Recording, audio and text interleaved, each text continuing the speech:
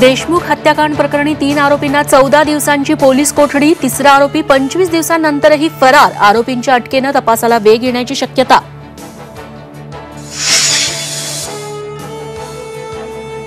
संतोष देशमुख हत्येप्रकरणी सर्व आरोपींवर मोक्का लावण्याची धनंजय देशमुखांची मागणी, तर धनंजय मुंडेंच्या राजीनाम्याची पुन्हा एकदा सर्वपक्षीय नेत्यांची मागणी।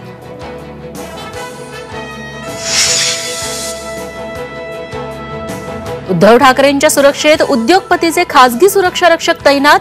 कुटुंबियांनाही पुरवणार सुरक्षा।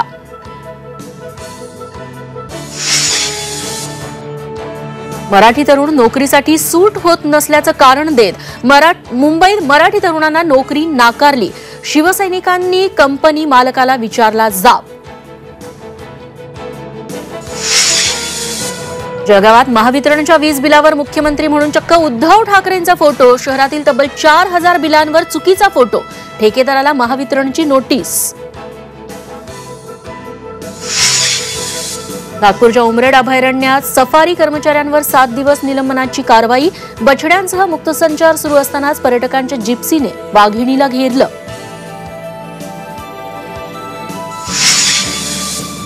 चार 6 महिन्यात कर्जमाफीचा निर्णय होणार। कृषी मंत्री माणिकराव कोकाटेंची माहिती। महाराष्ट्रातील शेतकऱ्यांना कर्जमाफी होणार।